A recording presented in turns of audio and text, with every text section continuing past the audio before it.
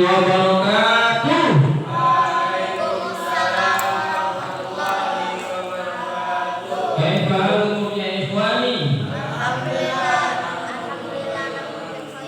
Alhamdulillah ini bil khair. Alhamdulillahilladzi khalaqa lakum ma fil ardi jami'an. Tsumma stawa ila samai fasawwahunna sab'a samawati wa huwa bikulli syai'in 'alim. Allahumma sholli ala sayyidina Muhammad wa ala ali sayyidina Muhammad. Amma ba'd. Alhamdulillah di pagi yang sangat menyegarkan ini, masya Allah. Ya, Ustaz sendiri alhamdulillah seger. Ya, rasanya itu seger, beda pokoknya. Ya, insya Allah ini berkahnya kalian tahajud dan sahur untuk hari ini. Semoga amalan kita diterima oleh Allah. Amin amin ya rabbal alamin.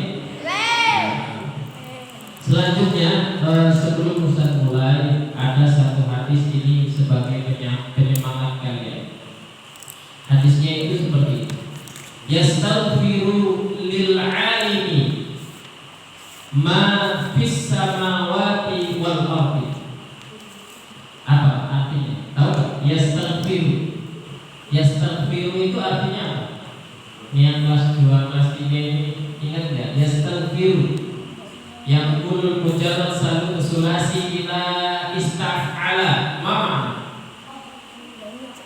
tolak sahih ya. Istighfar itu artinya talabul ghufran, meminta ampunan. Yastaghfiru lil alim, jadi ada sesuatu yang selalu meminta ampunan bagi orang-orang yang alim. Maka Ustaz berharap ini yang di depan Ustaz ini semuanya orang-orang alim ini. Kenapa? Karena dari hadis ini, masya Allah, Ustaz sendiri jadi pengen jadi orang alim. Ya, semoga kita termasuk orang-orang yang alim. Yastaghfiru lil alami, lil alimi. Ya, yastaghfiru lil alami. Ada orang-orang yang senantiasa meminta ampunan bagi orang yang alim. Siapa itu?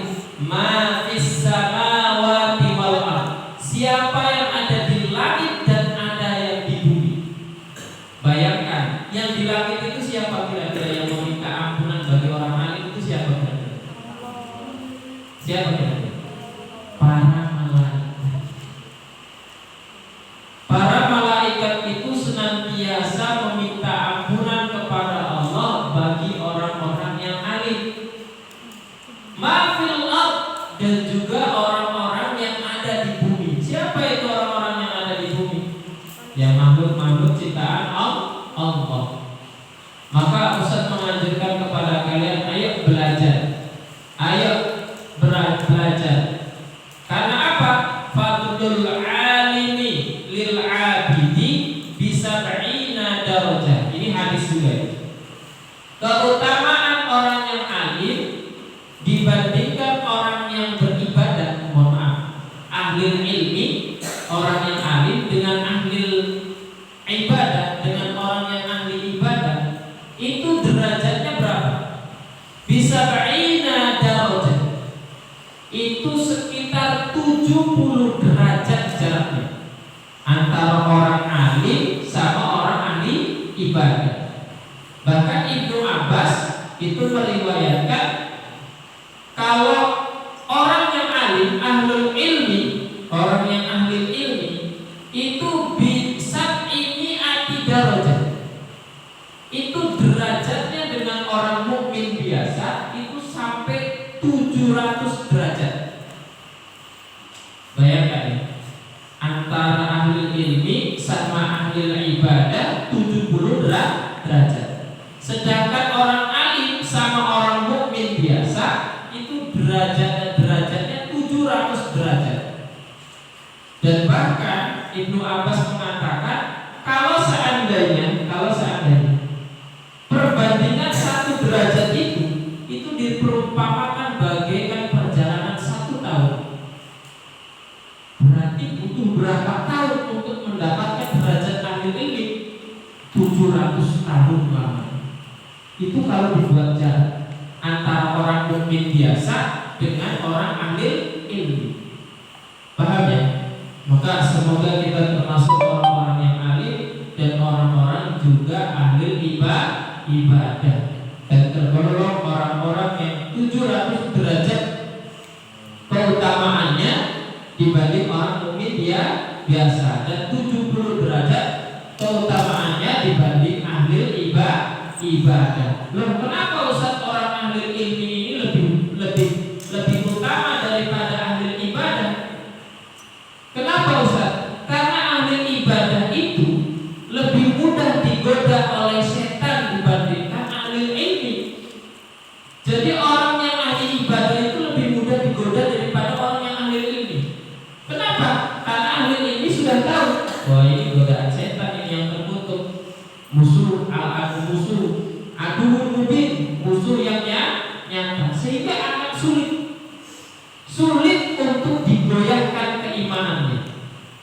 Kalau orang ahli ibadah dibuatlah kesenangan yang lain, bisa jadi dia sedikit demi sedikit dia akan berkurang. Tapi kalau ahli ilmi, insya Allah akan lebih sulit bagi setan untuk digoda dan disesatkan. Paham ya? Ya seperti kisahnya kemarin, ada orang yang ahli ibadah tergoda oleh setan. Siapa itu? Ustaz baru ingat namanya itu Syekh Barseso. Syekh Barseso yang akhirnya dia memilih mabuk-mabukan dibanding menzinai perempuan atau membunuh anak kecil. Ternyata setelah minum khamar dia akhirnya menzinai perempuan dan juga membunuh anak kecil. Coba kalau dia alim, ahli ibadah plus alim, Ustaz yakin dia akan tahu khamar itu jauh lebih bahaya. Itu makanya orang alim itu lebih tinggi derajatnya daripada ahli ibadah. Paham ya? Itu banyak lagi kisah-kisah yang lain, kisah-kisah yang mohon maaf tentang keramatnya pohon. Tahu pernah dengar? Kemudian ada ahli ibadah pengen menebang pohon itu, pernah dengar ceritanya? Kemudian berkelahi dengan jin penunggu di situ. Setelah berkelahi jinnya kalah. Kenapa? Karena lawannya ahli ibadah. Tapi licinnya setan apa? Kata setan, sudahlah pulang saja. Nanti akan saya kasih emas di bawah bantal kamu. Katanya seperti itu. Karena ahli ibadah ini merasa dia itu miskin terus, akhirnya sudah saya ampuni kamu, katanya. Dia pulang. Ketika pulang di bawah bantalnya ada emas. Dia senang. Setiap hari ada emas. Hingga suatu ketika emasnya tidak ada. Kemudian datang lagi untuk menebang pohon keramat tadi, berkelahilah dengan jin. Akhirnya ahli ibadah ini kalah. Kenapa? Tahu nggak kenapa kalah? Kenapa?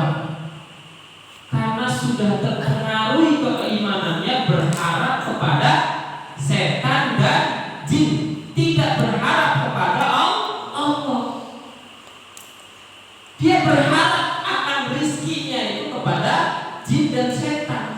Akhirnya kalah, tunduk sama setan. Itu makanya kalian harus alim, bukan hanya ahli ibadah, kalian juga harus alim, sehingga tahu bagaimana cara mensiasati, cara supaya kita ini tidak mudah tergoda oleh rayuan setan, sehingga iman kita selalu teguh. Baik tuh ada. Baik, kita lanjutkan. Sekarang kita membahas kitab Ayyuhal Walad karangan Imam Al-Ghazali. Wa qabla dzalika naqra al-Fatihah li nafa'ati ilmina ya yanfa'na bi ulumi hadha syai'. Naqra al-masani al-Fatihah. A'udzu billahi minasyaitonir rajim. Bismillahirrahmanirrahim. Alhamdulillahirabbil alamin arrahmanir rahim maliki yaumiddin. Iyyaka na'budu wa iyyaka nasta'in ihdinas siratal mustaqim siratal ladzina an'amta 'alaihim ghairil maghdubi 'alaihim waladdallin. Selanjutnya kemarin terakhir wa ya'malu ma minal amali biqadri wus'ihi wa taqatihi. Mengerjakan apa yang diperintahkan syekh, guru yang mursyid, minal amali dari setiap pekerjaan, biqadri wus'ihi semampu, sesuai dengan kemampuannya dan juga kekuatannya. Ya, ini kemarin ya. Apa yang sekarang? Ini sudah belum. Jadi seorang murid itu senantiasa berusaha mengerjakan apa yang diperintahkan oleh gurunya yang mursyid. Supaya apa? Supaya mendapatkan keberkahan ilmu. Keberkahan ilmu itu apa maksudnya, Ustaz? Keberkahan ilmu itu tadi, keberkahan itu bertambah, izdada bihi khairan, bertambah kebaikan. Artinya apa? Disampaikan sedikit saja nasihat dari gurunya, tiba-tiba dia langsung terngiang terus. Akhirnya apa yang disampaikan gurunya, baik berupa ilmu, baik berupa nasihat, masuk semuanya oleh alam pikirannya. Sehingga dia tidak membutuhkan tokoh ataupun usaha untuk belajar, tapi ilmu itu mudah dia serap oleh guru. Kenapa? Karena keberkahan tadi, memuliakan dan mengerjakan apa yang diperintahkan guru. Paham ya? Jadi logikanya seperti ini. Kamu taat sama guru senang. Akhirnya ketika guru senang, guru itu memberi nasihat dan ilmu dengan cara ikhlas. Ketika ikhlas tadi, maka Allah sendiri yang akan menurunkan nur, cahaya ilmu itu ke dalam hati kalian, baik sengaja ataupun tidak sengaja. Mungkin kalian tidak memperhatikan seumpama Ustaz nasihatin seumpama dia ngantuk, Rifki, kamu jangan ngantuk, ya, an-naumu nisful maut, tidur itu setengah mati, ya, setengah dari kematian. Maka jangan perbanyak tidur. Padahal nasihatnya ke Rifki, tapi karena kamu taat sama Ustaz, kamu mendengarkan dan tiba-tiba kamu masuk ke dalam sanubarimu. Oh iya, Ustaz saya pernah mengatakan ini. Dulu nasihatnya kepada teman saya yang ngantuk, saya ingat banget itu. Teman saya namanya Rifki dari Bandung, ngantuk. Ustaz itu ngasih nasihat ke Rifki, tapi alhamdulillah dan nasihat itu saya ingat. Itu namanya berkahan. Padahal Ustaz tujuannya nasihat ke Rifki, tapi karena keberkahan ilmu dari Ustaz ridho kepada kalian semua, kalian juga dapat ilmunya. Paham ya? Paham ya? Nah, itu secara logika seperti itu.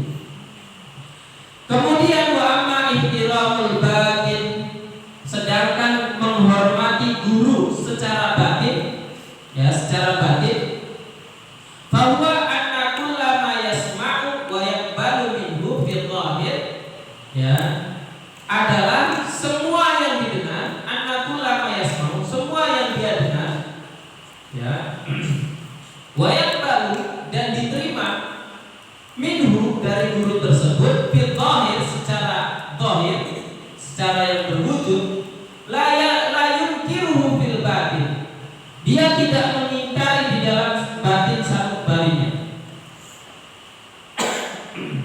La fi'lan, secara perbuatan, wala qaulan, secara ucapan, li alla yattasima bin nifaqi. Kemudian li alla, supaya tidak yattasima, disebut bin nifaqi, orang munafik. Artinya seperti ini. Kamu menghormati guru, ya, secara batin, itu ketika guru mengajarkan kalian, menasehati kalian, batin kalian itu tidak menolak secara ucapan dan secara tindakan. Artinya apa? Artinya seperti ini. Kadang Ustaz itu menasehati kalian, benar? Kadang bahkan nasihatnya ada yang membuat kalian tidak suka. Jujur, karena ada nasihat yang kalian seumpama ada yang tidak suka. Nasihat tersebut bisa jadi berlebihan ataupun apa itu. Karena Ustaz juga kadang manusiawi menyampaikan nasihatnya, kadang berlebihan, kadang juga di apa namanya berlebihan dalam artian kadang dibuka dibumbui marah kalau kalian yang berlebihan, ya kan? Kalau salahnya kalian berlebihan, Ustaz kadang juga marah dalam artian nasihati kalian seperti itu. Kadang sanubari kita sebagai manusia, ketika dinasihati seperti itu kan, apa sih Ustaz ini marah-marah bener kan? Nah, maka ihtiramul batin, menghormati secara batin, itu menghormati bener-bener legowo. Kalau bahasanya kita, legowo itu bahasa apa ya? Legowo itu apa bahasa apa? Jawa ya? Ya, legowo itu menerima berlapang dada. Oh iya, Ustaz itu menasihati karena sayang kepada kita, karena pengen kita lihat Ustaz itu pengen melihat kita jadi anak yang baik, anak yang soleh, anak yang sukses di dunia dan akhirat. Dia lapang dada. Secara kauli, secara ucapan dia tidak menampakkan dia. Mohon maaf, apalagi bahasanya kayak melawan ya. Enggak Ustaz, saya tidak melakukan kayak gitu. Nah, ini berarti dia tidak menghormati secara batin karena ucapannya menolak. Apa ataupun perbuatannya, tindakannya dinasehati dia malah melihat ke atas sambil kayak orang marah. Ada kan orang-orang yang tipikal seperti itu, dinasehati bukannya dia menerima, tapi tindakannya kayak seakan-akan dia tidak menerima, melihat ke atas, kemudian juga mengeluarkan gestur tidak sukanya sambil melotot ustadznya, ataupun tindakannya itu apaan sih kayak gitu. Nah, itu gestur-gestur secara tindakan atau ucapan ketika ruhnya tidak menerima, ketika batinnya tidak menerima nasihat seorang guru. Ini berarti dia tidak menghormati guru secara batin. Paham ya? Jadi cara yang selanjutnya bagaimana kita mendapatkan ilmu itu menghormati secara batin, ihtiramul batin, menghormati secara batin. Menghormati secara batin itu bagaimana? Menghormati secara batin itu bagaimana? Tidak mengingkari secara ucapan dan tindakan. Kenapa? Kalau mengingkari secara tindakan dan ucapan, maka kita disebut orang munafik. Li'alla yatasima, supaya tidak disebut orang munafik di depan Ustaz. Nah Ustaz, iya Ustaz. Tiba-tiba setelah Ustaznya pergi, apaan sih Ustaz? Sedikit-sedikit kayak gini, sedikit-sedikit ribet banget nih pondok. Ustaznya bawel kayak emak-emak. Ustaznya bawel kayak emak-emak. Justru ahli kalian harus banyak bersyukur. Kalau ada guru yang bawel, guru yang rewel, senantiasa menasehati kamu ke dalam kebaikan, itulah hidayah dari Allah berupa adanya guru yang senantiasa mengingati kamu.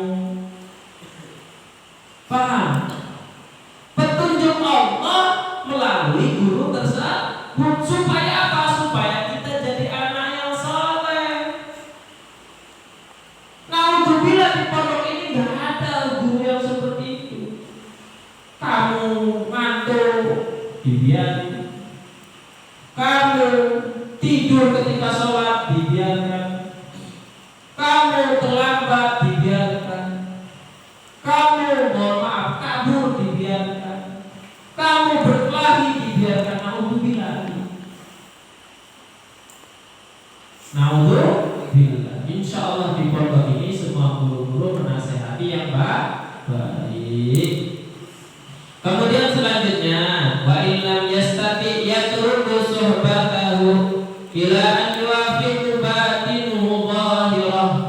Jika seorang murid tidak bisa atau tidak mampu,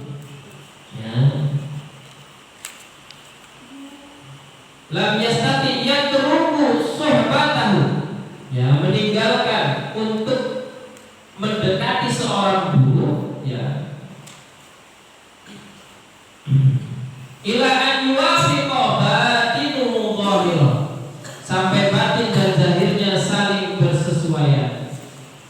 Artinya apa? Jika seorang murid belum bisa meninggalkan belum bisa mendekati guru, ya kan, secara zahir, suhbatul ustaz itu kan mendekati guru, ya kan, korek, dekat dengan guru itu seperti itu artinya. Minta dipahamkan, minta diterangkan, Ustaz saya belum paham, minta diterangkan. Kemudian kalau guru seumpama ada buku apa-apa, kamu langsung datang, Ustaz ada apa Ustaz, ada yang bisa saya bantu? Oh ini. Kemudian kamu juga senang kalau seandainya Ustaznya ngobrol ataupun Ustaznya ngobrol nasihat, seakan-akan sudah kayak teman, diskusi bareng, ngobrol bareng. Ya kayak Imam Malik dengan Imam Syafi'i, saking dekatnya itu ngobrol diskusi biasa aja. Padahal antara murid dengan guru, sampai kategorinya debatnya itu bukan debat motot-mototan kayak di TV, beda debatnya, debat yang rasional, ilmuwan, intelektual. Artinya apa? Kalau kalah yang mengakui itu kalah, oh iya benar, guru saya betul. Kalau saya gurunya betul, mengatakan kamu betul, seperti itu. Jadi debat-debat ilmiah kayak gitu, ya biasa gitu.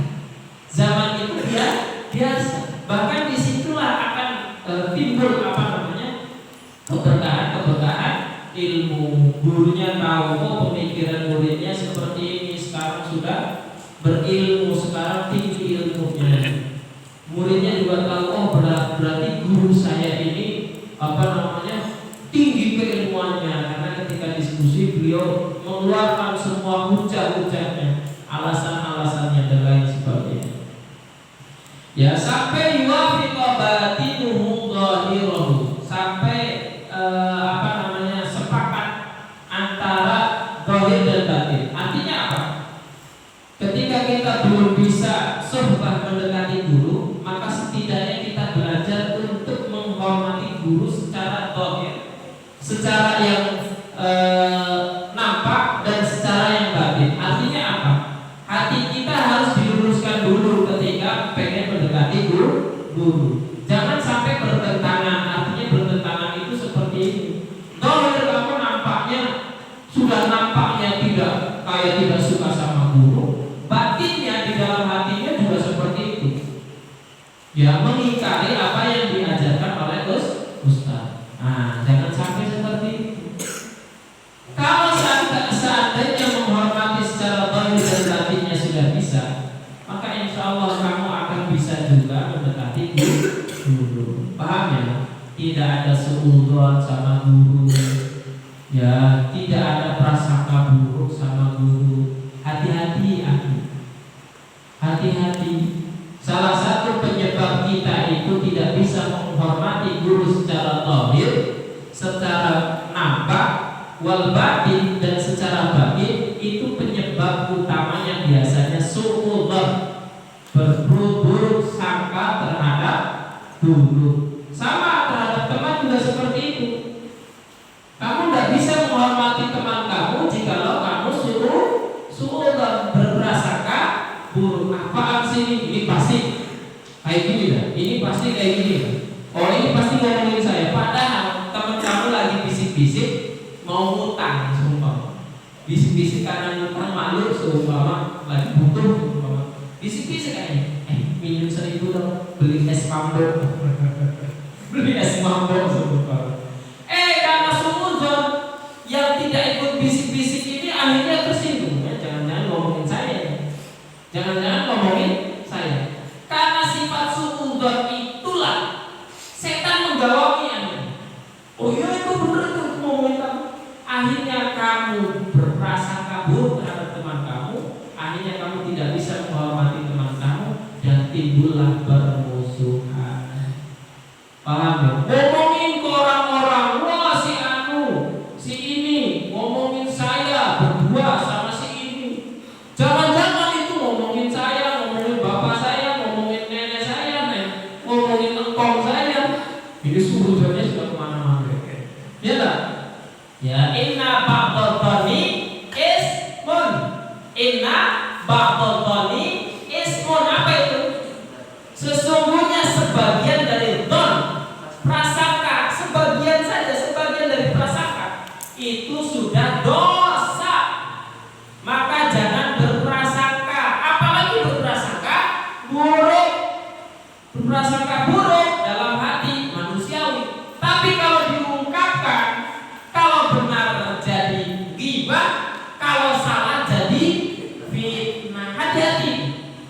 Biasanya setan bermain di situ.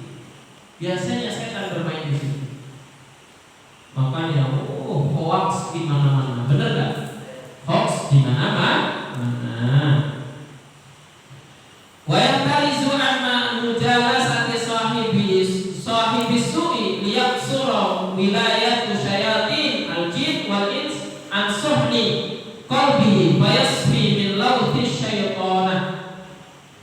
Menjaga dari pergaulan dengan orang-orang yang berperilaku buruk, ya, mujalasati sahibi su', supaya mempersempit liyaksura wilayah setan, wilayah syayatin wal jin, wilayah setan, jin, wal ins dan manusia, ansahni qalbihi, dari hatinya, ya, fayasfi min lawti syaitan, sehingga nanti bersih dari sifat tercela setan. Nah, ketika belajar juga hati-hati, ini nasihatnya Imam Al-Ghazali. Ya, jangan sering-sering tidak bergaul dengan orang yang berperilaku buruk. Mujalasati sahibisu. Kenapa?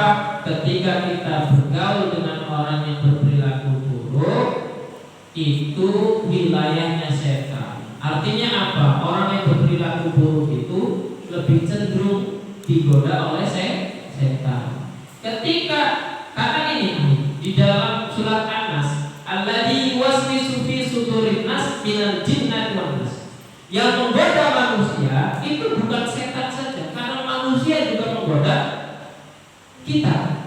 Kalau setan langsung menggoda kita. Kalau seandainya manusia itu apa? Ya tadi dengan berperilaku buruk. Ya, teman kamu berperilaku buruk, sumpah mukul-mukul ini, sumpah kamar mandi tidak, seru ya. Nah, itu sebenarnya teman kamu itu goda kamu supaya untuk ngikutin merusak apa namanya pintu kamar mandi. Ditambah setan. Iya itu seru banget tuh, suaranya lari tetenan. Akhirnya kita ikut. Kenapa? Karena su'ul khuluqi yu'ti, perbuatan yang buruk itu biasanya menular. Maka oleh karena itu hindari berteman dengan orang-orang yang berperilaku buruk.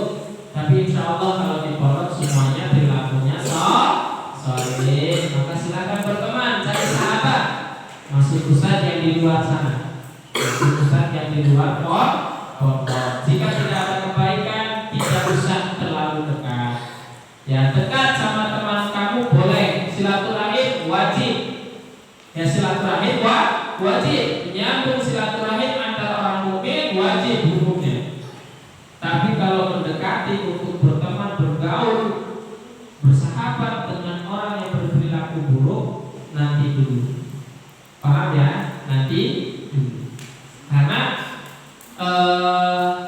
biasanya antara kita yang tertarik oleh dia atau dia yang tertarik oleh kita. Kalau kamu merasa mampu untuk menarik temanmu, menjadikan temanmu menjadi orang yang baik, silakan bergaul. Ya, silakan bersahabat. Boleh silakan bersahabat dengan preman, orang yang sering mabok, orang yang sering zina, orang yang sering judi-judian, boleh silakan. Tapi kamu harus yakin dulu, saya bisa narik orang ini ke dalam kebaikan tidak? Atau jangan sampai kitanya yang tertarik oleh mereka. Kalau kitanya tertarik sama mereka, lebih baik kamu jangan menemani orang-orang yang seperti ini. Paham ya? Paham ya? Paham ya? Kamu yakin dulu. Kamu yakin dulu. Ya, seperti itu. Baik, apa intisarinya dari yang Ustaz sampaikan? Pertama tadi, pertama kita menghormati guru dengan mengerjakan perintahnya sesuai dengan kemampuan kita. Itu ihtiram adz-dzahir, menghormati secara zahir, secara wujud. Menghormati secara batin bagaimana? Tidak mengingkari secara ucapan dan perbuatan. itu menghormati secara batin, tidak mengingkari secara perbuatan dan ucapan. Artinya apa? Ya tadi mungkin gesturnya dan lain sebagainya. Dalam batin kita benar-benar ikhlas legowo menerima nasihat guru. Kemudian selanjutnya apa tadi? Kalau belum bisa mendekati guru, maka setidaknya kamu harus belajar cara menghormati zahir dan menghormati secara batin. Dua-duanya kalau sudah bisa menghormati guru secara zahir dan batin, lahir dan batin, maka silakan mendekati guru. Kemudian yang terakhir, hindari berteman dengan orang yang berperilaku buruk. Kenapa? Karena itu wilayahnya setan, ya, wilayahnya setan. Ya, su'ul khulqi yu'ti. Baik, ini saja yang bisa Ustaz sampaikan. Kurang lebihnya mohon maaf. Wabillahi wassalamualaikum warahmatullahi wabarakatuh. Ya.